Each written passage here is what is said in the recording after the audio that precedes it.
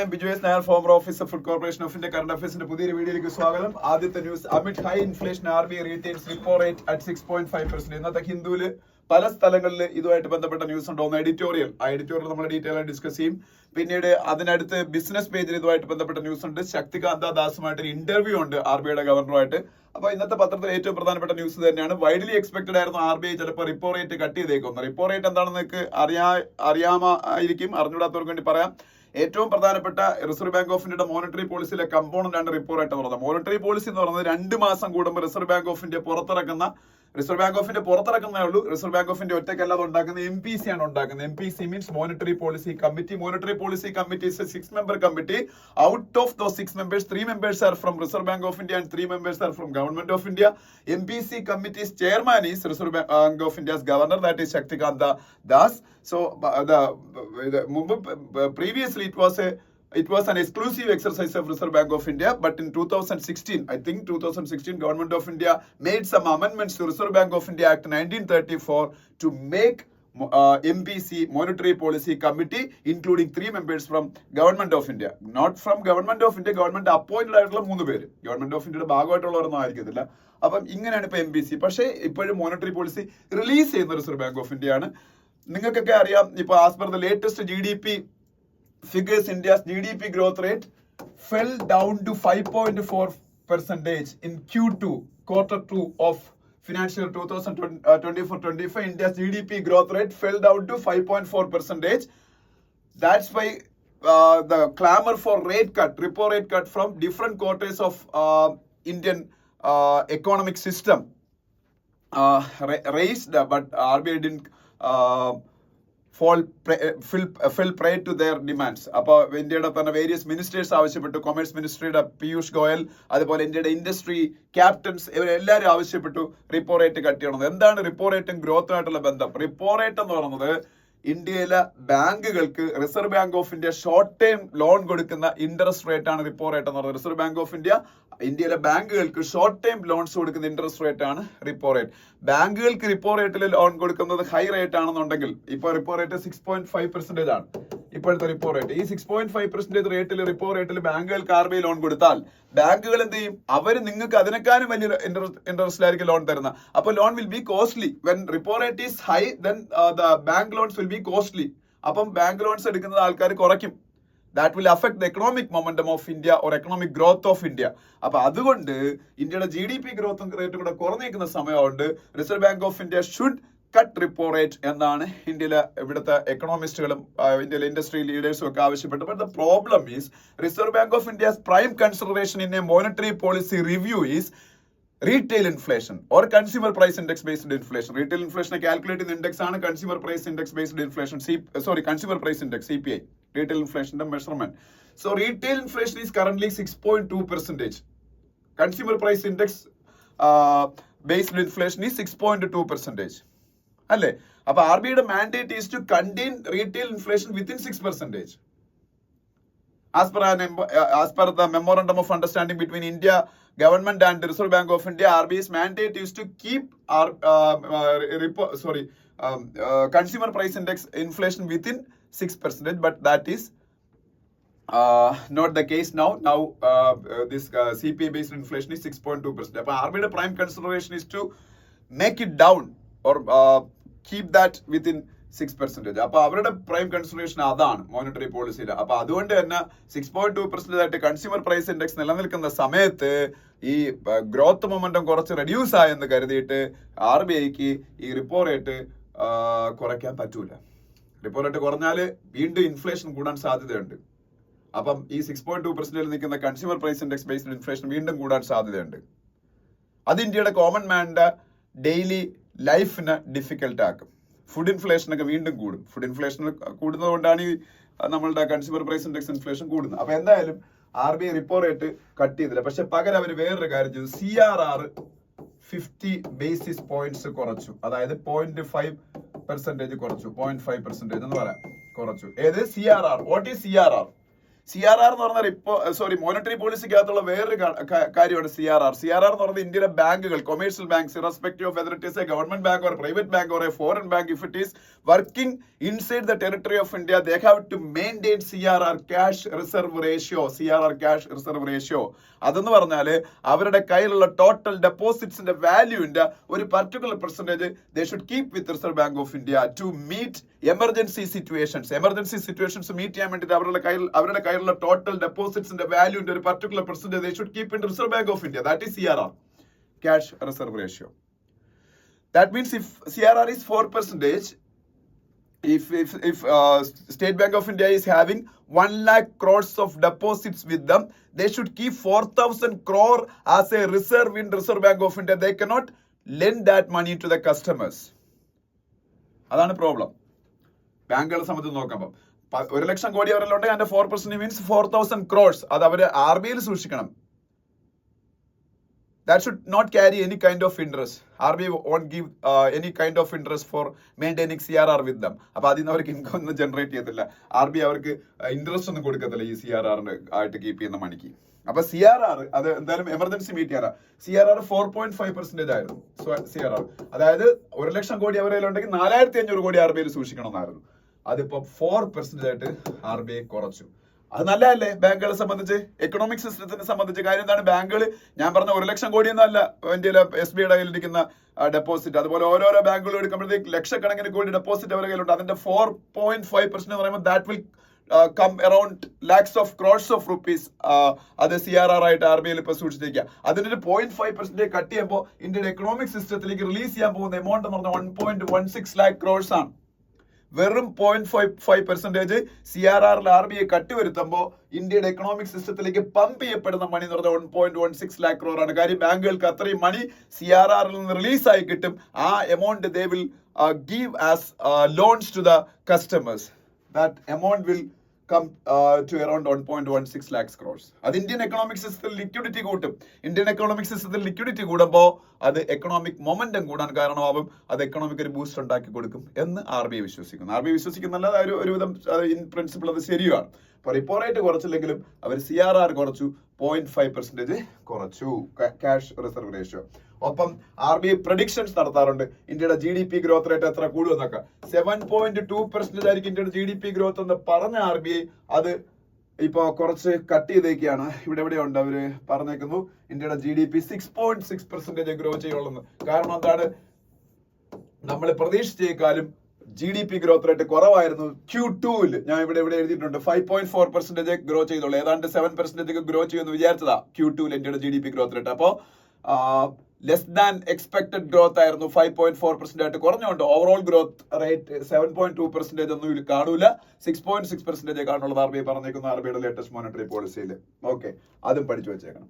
ഇത്രയാണ് അവിടെ പറയാനുള്ളത്. ഇനി അടുത്ത Vikram Misri to visit Dhaka on Monday as tensions mount എന്ന് പറഞ്ഞ ന്യൂസ് കാണാം. Who is Vikram Misri? Vikram Misri is the foreign secretary of India. Vikram Misri ആരാണ്? ഇന്ത്യയുടെ ഫോറിൻ സെക്രട്ടറി. നിങ്ങൾക്കറിയാം ബംഗ്ലാദേശുമായിട്ടുള്ള ഇന്ത്യയുടെ relationship was very very very good when Sheikh Hasina was the prime minister of Bangladesh. But after her ouster from power and Muhammad Yunus took over the reins of Bangladesh, that country became hostile to India and eventually it is becoming an enemy nation for India now. അപ്പൊ ഞാൻ ഒരു വീഡിയോയിൽ ഇപ്പം നമ്മളുടെ Biju Nair fact checks എന്ന് പറയുന്ന ചാനലിൽ ഞാൻ പറഞ്ഞിരുന്നു, ഇന്ത്യക്ക് എനിമി പ്രോപ്പർട്ടി ആക്ട് എന്ന് പറഞ്ഞൊരു ആക്ട് ഉണ്ട്. അതിൽ ചൈനയും പാകിസ്ഥാനുമാണ് നമ്മളുടെ എനിമി ആയിട്ട് നമ്മൾ ഡിക്ലെയർ ചെയ്തേക്കുന്നത്. പക്ഷേ ഇന്ത്യയുടെ ബോർഡേഴ്സിലുള്ള രാജ്യങ്ങളിൽ പലയിടത്തും ഗവൺമെന്റ് ചേഞ്ചസ് ഉണ്ടാകുമ്പോൾ അവർ പലരും ഇന്ത്യയുടെ എനിമീസ് ആയിട്ട് മാറിക്കൊണ്ടിരിക്കുകയാണ്. അത് ബംഗ്ലാദേശും മാൽദീവ്സും നേപ്പാളും ഒക്കെ അങ്ങനെ ഗവൺമെന്റ് മാറ്റം ഉണ്ടാവും. അങ്ങനെ സംഭവിക്കുന്നു. മറ്റു 2 രാജ്യങ്ങളിൽ അങ്ങനെയല്ല. ഗവൺമെന്റ് ആര് വന്നാലും എപ്പോഴും ഇന്ത്യക്ക് ഹോസ്റ്റൈൽ ആയിരിക്കും. അതുകൊണ്ടാണ് അവർ നമ്മൾ എനിമീസ് എന്ന് എപ്പോഴും അങ്ങനെ തന്നെ പറഞ്ഞിരിക്കുന്നത്. അവർ അങ്ങനെ നമ്മൾ എനിമീസ് ആയിട്ട് തന്നെ ഡെസിഗ്നേറ്റ് ചെയ്തേക്കാണ് ചൈനയും പാകിസ്ഥാനും. ഓക്കെ, അപ്പൊ എന്തായാലും ബംഗ്ലാദേശിലെ ഇപ്പോഴത്തെ വിഷയങ്ങൾ നിങ്ങൾക്ക് അറിയാം. പക്ഷേ ബംഗ്ലാദേശിൽ ഒരുപാട് എക്കണോമിക് ഇൻട്രസ്റ്റ് നമുക്കുണ്ട്. നമ്മൾ അവരുമായിട്ട് നല്ല രീതിയിൽ ട്രേഡ് നടത്തുന്നുണ്ട്. നമ്മൾ അവിടെ വ്യവസായങ്ങൾ സ്റ്റാർട്ട് ചെയ്തിട്ടുണ്ട്. നമ്മളുടെ ഒരുപാട് മൈനോറിറ്റി കമ്മ്യൂണിറ്റീസ് അവിടെ താമസിക്കുന്നുണ്ട്. അവരുടെ എല്ലാത്തിൻ്റെയും സേഫ് ഗാർഡിങ്ങിന് വേണ്ടിയിട്ട് വിക്രം മിശ്രി അങ്ങോട്ടേക്ക് പോവുകയാണ്. ഒരു ഒഫീഷ്യൽ വിസിറ്റുമായിട്ട് അവര് കുറച്ചുകൂടി ഈ കാര്യങ്ങളിൽ ശ്രദ്ധിക്കണം എന്നുള്ളൊരു മെസ്സേജ് കൊടുക്കാനായിരിക്കും. ഓക്കെ, അപ്പൊ അത് അറിഞ്ഞിരിക്കും. ഈ രണ്ടുമാണ് ഫ്രണ്ട് പേജിലെ ന്യൂസുകൾ. അതിനടുത്ത പേജിലേക്ക് പോകുമ്പോൾ സ്റ്റേറ്റ്സ് പേജിലെ ആദ്യത്തെ news chief minister of Tamil Nadu MK സ്റ്റാലിന്റെ ഒരു സ്റ്റേറ്റ്മെന്റ് കാണാം. അവിടെ നമുക്ക് വലിയ ആവശ്യമൊന്നുമില്ല, അത് കൂടുതൽ ഡിസ്കസ് ചെയ്യേണ്ട. Union cabinet gives nod for new corridor of metro in capital. India's biggest metro railway system is Delhi Metro Railway Corporation, DMRC. The chief architect of DMRC is E. Sridharan. That's why he is known as the Metro Man of India. It is one of the biggest metro railway systems in the whole world. അപ്പോൾ ഇന്ത്യയിലെ ഏറ്റവും വലിയ metro rail system ഏതാണ്? Delhi metro. അവിടെ വീണ്ടും ഒരുപാട് കിലോമീറ്റേഴ്സിന്റെ extension വന്നുകൊണ്ടേയിരിക്കുകയാണ്. അപ്പോൾ ഒരു പുതിയ ഒരു കോറിഡോർ വരാൻ പോണ ഡൽഹി മെട്രോയുടെ ഭാഗമായിട്ട്. അതാണ് ആ ഒരു ന്യൂസ് എന്ന് പറയുന്നത്. പിന്നെ ഇന്നലെ ബാബറി മസ്ജിദ് ഡിമോളിഷൻ ഡേ ആയിരുന്നു. December 6 ബാബറി മസ്ജിദ് ഡിമോളിഷ് ചെയ്തത്. അതുമായിട്ട് ബന്ധപ്പെട്ട് ഇന്നലെ അയോധ്യയിൽ വലിയ സെക്യൂരിറ്റി മെഷേഴ്സ് ആയിരുന്നു. അയോധ്യ എവിടെയാണ്? സരയൂ റിവറിന്റെ തീരത്താണ്. ഏത് റിവറിന്റെ തീരത്താണ്? സരയൂ റിവറിന്റെ തീരത്ത്. പിന്നെ താഴോട്ട് വരുമ്പോ NCB എന്താണ്? Narcotic control bureau. നമ്മൾ നർക്കോട്ടിക്സുമായിട്ട് ഡീൽ ചെയ്യുന്നതിനുള്ള സ്പെഷ്യലിസ്റ്റ് ഏജൻസിയാണ് NCB, നാർക്കോട്ടിക്സ് കൺട്രോൾ ബ്യൂറോ എന്ന് പറയുന്നത്. പിന്നെ ബംഗ്ലാദേശ് ഇഷ്യൂ ആയിട്ട് ബന്ധപ്പെട്ട് കൊൽക്കത്തയിലൊക്കെ വലിയ പ്രശ്നങ്ങൾ നടന്നുകൊണ്ടിരിക്കുന്ന അതിനെ കുറിച്ചുള്ള ന്യൂസ് കാണാം. താഴോട്ട് വരുമ്പോൾ no cut no work, MGNREGS deletions hit rural workers hard എന്ന് പറഞ്ഞൊരു ന്യൂസ് കാണാം. MGNREGS എന്താണ്? Mahatma Gandhi national rural employment guarantee scheme. ഇന്ത്യയിലെ ഗ്രാമീണ മേഖലയിലുള്ള ആൾക്കാർക്ക് 100 തൊഴിൽ ദിനങ്ങൾ കൊടുക്കുന്നതിന് വേണ്ടിയിട്ട് 2005 മൻമോഹൻ സിംഗ് ഗവൺമെന്റ് ഒരു ആക്ട് കൊണ്ടുവന്നു, MGNREGS act, Mahatma Gandhi national rural employment guarantee scheme act. അതിന്റെ ബേസിലാണ് MGNREGS ഇന്ത്യയിൽ നടക്കുന്നത്. പക്ഷേ ഇപ്പോ Aadhaar enabled payment system MGNREGS നടപ്പാക്കി. AEPS, Aadhaar enabled payment system. ആധാറുമായിട്ട് ലിങ്ക്ഡ് ആയിട്ടുള്ള ബാങ്ക് അക്കൗണ്ടുകളിൽ മാത്രമേ അവരുടെ വേജസ് കൊടുക്കുകയുള്ളൂ എന്നുള്ളത് വന്നപ്പോ ആധാറുമായിട്ട് ലിങ്ക് ചെയ്യാത്ത ആൾക്കാരെ അതിൽ നിന്ന് പുറത്താക്കിക്കൊണ്ടിരിക്കുക. ഏതാണ്ട് 85 ലക്ഷം ആൾക്കാർക്ക് അത്തരത്തിൽ MGNREGSന്റെ ജോബ് കാർഡുകൾ നഷ്ടപ്പെട്ടു. അതിനെക്കുറിച്ചൊരു ഡീറ്റെയിൽഡ് ആയിട്ടുള്ള ആർട്ടിക്കിൾ ഹിന്ദുവിൽ കഴിഞ്ഞ ആഴ്ച ഉണ്ടായിരുന്നു. അന്ന് ഞാൻ നിങ്ങൾക്ക് ഡിസ്കസ് ചെയ്തു. ഇങ്ങനെ പുറത്താക്കാനുള്ള പ്രൊവിഷൻ MGNREGS ആക്ടിന്റെ അകത്ത് ഇല്ല. അതുകൊണ്ട് ഗവൺമെന്റ് ആധാർ എനേബിൾഡ് പേയ്മെന്റ് സിസ്റ്റത്തിൽ ലിങ്ക് ആവാത്തതിന്റെ പേരിലൊന്നല്ല പുറത്താക്കുന്നത്, അവര് നോട്ട് വില്ലിംഗ് ടു വർക്ക് എന്നുള്ള പേരിലാണ് പുറത്താക്കിക്കൊണ്ടിരിക്കുന്നത്. അതിൽ ഫോളോ ചെയ്യേണ്ട പ്രൊസീജിയേഴ്സ് ഒന്നും ഫോളോ ചെയ്യുന്നതുമില്ല എന്ന് പറഞ്ഞാണ് ഒരു റിസർച്ച് ബേസ്ഡ് ആയിട്ടുള്ള ഒരു ആർട്ടിക്കിൾ ഹിന്ദുവിൽ കഴിഞ്ഞ ദിവസങ്ങളിൽ വന്നത്. അതിന്റെ ഒരു എക്സ്റ്റൻഷൻ പോലെയാണ് ഈ ന്യൂസ് എന്ന് പറയുന്നത്. ഇത്രയാണ് ഈ പേജിലുള്ളത്. അതിന്റെ അടുത്ത പേജിലേക്ക് പോകുമ്പോൾ മുല്ലപ്പെരിയാർ ഡാമുമായിട്ട് ബന്ധപ്പെട്ട ഒരു ന്യൂസ് ഉണ്ട്.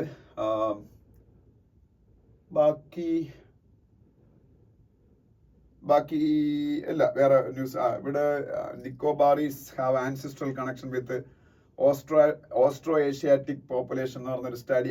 അത് ഈ ഒരു സ്റ്റഡി നടത്തിയേക്കുന്നത് ആക്ച്വലി നിക്കോബാറീസ് പോപ്പുലേഷൻ എന്ന് പറഞ്ഞാൽ ആൻഡമാൻ നിക്കോബാർ അല്ല, നിക്കോബാർ ഐലൻഡ്സിൽ താമസിക്കുന്ന ഏതാണ്ട് 25,000 ഓളം വരുന്ന ആൾക്കാരാണ് നിക്കോബാറീസ് എന്നറിയപ്പെടുന്നത്. അവർക്ക് അവരുടെ ആൻസിസ്ട്രൽ കണക്ഷൻ ആരുമായിട്ടാണെന്നൊരു സ്റ്റഡി നടന്നു. ഓസ്ട്രോ ഏഷ്യാറ്റിക് പോപ്പുലേഷൻ, അതായത് നമ്മുടെ സൗത്ത് ഈസ്റ്റ് ഏഷ്യയിലൊക്കെ ഉള്ള പോപ്പുലേഷനുമായിട്ടാണ് അവരുടെ ഒരു ആൻസിസ്ട്രൽ കണക്ഷൻ ആണ് ആ സ്റ്റഡി എസ്റ്റാബ്ലിഷ് ചെയ്തേക്കുന്നത്. ആ സ്റ്റഡി നടത്തിയതായിരുന്നു കൂടെ ഒന്ന് പഠിച്ചു വെച്ചേക്കാം. CSIR എല്ലാവർക്കും അറിയാമായിരിക്കും. CSIR ഇന്ത്യയിൽ one of the oldest research related institution. Pre independent ഇന്ത്യയിലാണ് CSIR ഉണ്ടാവുന്നത്. Council of scientific and industrial research, CSIR. അവരുടെ council of scientific and industrial research CSIRന്റെ ഒരുപാട് അവരുടെ പിന്നീട് റിസർച്ച് സെന്റേഴ്സ് ഉണ്ട്. അതിലൊരെണ്ണമാണ് CCMB എന്ന് പറഞ്ഞാൽ അവരാണ് ഈ സ്റ്റഡി നടത്തിയത്. CCMB എന്ന് പറഞ്ഞാല് centre for cellular and molecular biology. Centre for cellular and molecular biology, CSIR. അവരാണ് ഈ സ്റ്റഡിയൊക്കെ നടത്തിയേക്കുന്നത്. ഓക്കെ, ജസ്റ്റ് പറഞ്ഞതാ. പിന്നെ വേറൊരു കാര്യം പറയാനുള്ളത്, European space agency to support Gaganyaan mission. ഇന്ത്യയുടെ ഗഗൻയാൻ മിഷൻ, ഇന്ത്യയിൽ നിന്ന് 1-2 ആസ്ട്രോനോട്ട്സിന് പിന്നീട് സ്പേസിൽ കൊണ്ടുപോകാനുള്ള ഇന്ത്യയുടെ സ്വന്തം മിഷൻ അതാണ് ഗഗൻയാൻ മിഷനുമായിട്ട് ബന്ധപ്പെട്ട് ESA ഇന്ത്യയുടെ ISROയോട് പ്രവർത്തിക്കാൻ പോകുന്ന ഒന്നാണ്. ESA എന്താണ്? European space agency. ESA എന്താണ്? European space agency. യൂറോപ്യൻ യൂണിയന്റെ സ്പേസ് ഏജൻസിയാണ്. നാസ അമേരിക്കയുടെ സ്പേസ് ഏജൻസി, അല്ലെങ്കിൽ റോസ്കോസ്മോസ് റഷ്യയുടെ സ്പേസ് ഏജൻസി. റോസ്കോസ്മോസ് ആണ് റഷ്യയുടെ സ്പേസ് ഏജൻസി, അറിയാമോ? അതുകൊണ്ടാണ് റഷ്യയിൽ നിന്ന് ബഹിരാകാശത്ത് പോണ ആൾക്കാരെ കോസ്മനോട്സ് എന്ന് പറയുന്നത്. റഷ്യയിൽ നിന്ന് ബഹിരാകാശത്ത് പോണ ആൾക്കാർ എന്താ പറയുന്നത്? കോസ്മനോട്സ് എന്നാ പറയുന്നത്. ഈ കോസ്മനോട്സ് എന്ന് റഷ്യ എന്നുള്ള ബഹിരാകാശ സഞ്ചാരികളെ പറയാൻ കാരണം തന്നെ റഷ്യയുടെ റോസ്കോസ്മോസ് വഴി പോകുന്നത് കൊണ്ടാണ്. അപ്പൊ റഷ്യയുടെ സ്പേസ് ഏജൻസി റോസ്കോസ്മോസ്, അമേരിക്കയുടെ സ്പേസ് ഏജൻസി നാസ, അതുപോലെ യൂറോപ്യൻ യൂണിയന്റെ സ്പേസ് ഏജൻസി ESA. ഇതിൽ യൂറോപ്യൻ സ്പേസ് ഏജൻസി ESA ഇന്ത്യയുടെ ഗഗൻയാൻ മിഷനുമായിട്ട് സഹകരിക്കാൻ പോകുന്നു എന്നൊരു ന്യൂസ് കാണാം.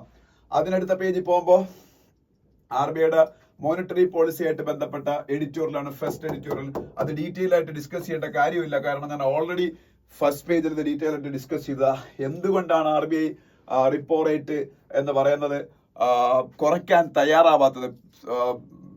വളരെ സ്ട്രോങ് ആയിട്ടുള്ള call from various quarters of industries, അതുപോലെ നമ്മളുടെ മിനിസ്റ്റേഴ്സ്, അവരെല്ലാവരും അങ്ങനെ ആവശ്യപ്പെട്ടിട്ടും Reserve Bank of India monetary പോളിസിയിൽ റിപ്പോ റേറ്റ് കുറയ്ക്കാത്ത കാരണം എന്താ? ഇത് തന്നെയാണ്. റീറ്റെയിൽ ഇൻഫ്ലേഷൻ 4% ടാർഗറ്റിൽ നിർത്തുക എന്നുള്ളതാണ് RBIയുടെ ലക്ഷ്യം എന്ന് പറയുന്നത്. പക്ഷേ റീറ്റെയിൽ ഇൻഫ്ലേഷൻ 6.2% ആയിട്ട് ഈ ഇടയ്ക്ക് കൂടി. നമ്മളുടെ ഫുഡ് ഇൻഫ്ലേഷൻ ഭയങ്കരമായിട്ട് കൂടി നിൽക്കുകയാണ്. അപ്പോൾ റിസർവ് ബാങ്ക് ഓഫ് ഇന്ത്യക്ക് ഏറ്റവും വലിയ അവരുടെ aim is to contain this retail inflation to 4 ± 2 എന്നുള്ളതാണ്. ഗ്രോത്ത്, എക്കണോമിക് ഗ്രോത്ത് എന്ന് പറഞ്ഞാൽ അവരുടെ സെക്കൻഡറി ആയിട്ടുള്ള ടാർഗറ്റ് മാത്രമാണ്. That's why they are giving the prime consideration to contain this inflation of 6.2% to 4 ± 2 tolerance limit. അതുകൊണ്ടാണ് അവർ അതിന് തയ്യാറാവാത്തത്. മോണിറ്ററി പോളിസി കമ്മിറ്റിയിൽ 4-2 എന്നുള്ള ഒരു വോട്ടിനാണ് ഇത് പാസ്സായത്. 4 പേര് റിപ്പോ റേറ്റ് കുറയ്ക്കലെന്ന് പറഞ്ഞ് 2 പേരാണ് ഓപ്പോസ് ചെയ്തത്. അതാണ് 4-2 എന്നാണ് ഉദ്ദേശിച്ചത്. അത് നിങ്ങൾ അറിയേണ്ട, വെറുതെ പറഞ്ഞേ ഉള്ളൂ. അപ്പോൾ ഇപ്പോഴും 6.5% തന്നെയാണ് റിപ്പോ റേറ്റ്. ഇപ്പോഴത്തെ റിപ്പോ റേറ്റ് എത്രയാണ്? 6.5%. പക്ഷേ എക്കണോമിയിൽ ലിക്വിഡിറ്റിയുടെ ആവശ്യകത അവർക്ക് അറിയാവുന്നത് കൊണ്ട് അവര് എന്ത് ചെയ്തു? CRR ഒരു 0.5% കുറച്ചു. CRR 0.5% കുറച്ചിട്ട് 4% ആയിട്ട് മാറ്റി. CRR 4.5% ആയിരുന്നു, CRR 4% ആയിട്ട് മാറ്റി. RBIയുടെ ഗവർണർ ശക്തികാന്ത ദാസ് പറഞ്ഞേക്കുന്നത് എന്താണെന്ന് വെച്ചാൽ ഇൻഫ്ലേഷനും ഇന്ത്യയുടെ GDP ഗ്രോത്ത് റേറ്റിനെ ബാധിക്കുന്നുണ്ട്. കാരണം ഇൻഫ്ലേഷൻ എന്ന് പറയുന്ന സംഭവം ഇന്ത്യക്കാരുടെ സ്പെൻഡിങ് പവർ കുറയ്ക്കുന്നു. That is in effect reducing the consumption in especially urban areas. Urban consumption കുറയുന്നു. അർബൻ ഏരിയയിൽ ഇൻഫ്ലേഷൻ കൂടുമ്പോഴത്തേക്ക് എന്ത് സംഭവിക്കും? നമ്മളുടെ കൺസംഷൻ നമ്മളുടെ കുറയൂല. ഇപ്പൊ ഞാൻ പാല് മേടിച്ചുകൊണ്ടിരിക്കുന്നു. പാൽ എനിക്ക് ഒരു മാസം 100 രൂപ പാലിന് വേണ്ടി സ്പെൻഡ് ചെയ്യാൻ പറ്റുള്ളൂ. പക്ഷേ ഇൻഫ്ലേഷൻ കൂടി നിൽക്കുന്ന അപ്പൊ എനിക്ക് 100 രൂപയ്ക്ക് 4 ലിറ്റർ പാല് കിട്ടുമായിരുന്നു കരുതിക്കോ. പക്ഷേ പാലിന്റെ വില ഇൻഫ്ലേഷൻ കൂടിക്കുന്ന സമയത്ത് 1 ലിറ്ററിന് 30 രൂപയായിട്ട് കൂടി. 25 രൂപയാണെങ്കിലല്ലേ എനിക്ക് 4 ലിറ്റർ 100 രൂപയ്ക്ക് കിട്ടുള്ളൂ. 30 രൂപയായിട്ട് കൂടിയാൽ എനിക്ക് അപ്പോഴും 100 രൂപ എൻ്റെ സ്പെൻഡ് ചെയ്യാൻ ഉള്ളെന്നുണ്ടെങ്കിൽ എനിക്ക് 4 ലിറ്റർ 30 രൂപ കൊടുത്ത് മേടിക്കാൻ പറ്റുമോ? 1 ലിറ്ററിന് 30 രൂപ കൊടുത്ത് ഇല്ല. 100 rupees കൊടുക്കാൻ എനിക്ക് 3 ലിറ്റേഴ്സ് എനിക്ക് കിട്ടുള്ളൂ. അപ്പൊ എന്റെ കൺസംഷൻ ഷുഡ് ബി റെഡ്യൂസ്ഡ്. അപ്പം ഇൻഫ്ലേഷൻ കൂടിക്കുന്ന സമയത്ത് നമ്മുടെ കൺസംഷൻ കുറയും. അപ്പൊ ഇൻഫ്ലേഷൻ കൺട്രോൾ ചെയ്യാൻ പറ്റിയാൽ തന്നെ GDP ഗ്രോത്ത് റേറ്റ് കൂടുക എന്നുള്ളൊരു പ്രിൻസിപ്പിളാണ് ഇപ്പോൾ RBI അഡോപ്റ്റ് ചെയ്തേക്കുന്നത്. ഇൻഫ്ലേഷൻ കൺട്രോൾ ചെയ്താലും ഓവറോൾ GDP ഗ്രോത്ത് റേറ്റ് കൂടും. കാര്യം ഇൻഫ്ലേഷൻ കൺട്രോൾ ചെയ്യുമ്പോൾ ആൾക്കാരുടെ കയ്യിൽ കൂടുതൽ കൺസ്യൂം ചെയ്യാനുള്ള പൈസ കാണും. അപ്പൊ കൺസംഷൻ കൂടും. കൺസംഷൻ കൂടുന്ന ഇവൻച്വലി പ്രൊഡക്ഷൻ കൂട്ടും. പ്രൊഡക്ഷൻ കൂട്ടുമ്പോഴത്തേക്ക് GDP ഗ്രോത്ത് റേറ്റ് കൂടും. ആ ഒരു പ്രിൻസിപ്പിളും കൂടെയാണ് അവരിവിടെ തിങ്ക് ചെയ്യുന്നത്. ഓക്കെ, അപ്പൊ അതൊക്കെയാണ്. പിന്നെ നമ്മള് GDP ഗ്രോത്ത് റേറ്റ് ഞാൻ പറഞ്ഞില്ലേ 7% ആയിരിക്കും എന്നുള്ളത് ഒരു 6.6%ലേക്ക് ഇപ്പൊ അത് റിവൈസ് ചെയ്തു ആ ഡേറ്റ. അതുപോലെ ഇൻഫ്ലേഷൻ ഫിഗറും ഈ വർഷത്തെ 4.5% ആയിട്ട് ഈ വർഷം കുറയ്ക്കാൻ പറ്റുമെന്നാണ് RBI കരുതിയത്. പക്ഷേ അത് 4.8% ആയിട്ട് ഉയർന്നു നിൽക്കും എന്നൊക്കെയാണ് അവർ പറഞ്ഞേക്കുന്നത്. അതൊക്കെയാണ് first എഡിറ്റോറിയലുള്ളത്. Second editorial silica scars എന്ന് പറയുന്ന എഡിറ്റോറിയലാണ്. ഈ സിലിക്ക സ്കാഴ്സ് എന്ന് പറഞ്ഞ എഡിറ്റോറിയൽ എന്തിനെ കുറിച്ചാണെന്ന് വെച്ചാല് ഇന്ത്യയിലെ മൈൻസിൽ എസ്പെഷ്യലി സാൻഡ് മൈൻസ്, അതുപോലെ ഈ നമ്മളുടെ സ്റ്റോൺസ് ഉണ്ടല്ലോ, നമ്മളെ പാറ, അതൊക്കെ റോക്ക്, അതൊക്കെ എക്സ്ട്രാക്ട് ചെയ്തെടുക്കുന്ന മൈനിൽ വർക്ക് ചെയ്യുന്ന ആൾക്കാർക്ക് ലോങ് ടൈമിൽ വരുന്ന ഒരു അസുഖമാണ് സിലിക്കോസിസ്. ലങ്സിനെയാണ് ഇത് ബാധിക്കുന്നത് silicosis. For a long duration of time if they are actually experiencing ഈ പറഞ്ഞ സിലിക്ക റിലേറ്റഡ് ആയിട്ടുള്ള ഒരു പൊല്യൂഷൻ അത്തരത്തിലുള്ള മൈനുകളിൽ എക്സ്പീരിയൻസ് ചെയ്ത ആൾക്കാർക്ക് gradually that will be developed as silicosis affecting severely their lungs capacity. അപ്പം അതൊരു സ്റ്റഡി എന്നുള്ളത് ഒരു പ്രൂവൻ ഫാക്റ്റ് ആണ്. സിലിക്കോസിസ് എന്ന് പറയുന്ന ഒരു അവസ്ഥ അവർക്കുണ്ടാവും.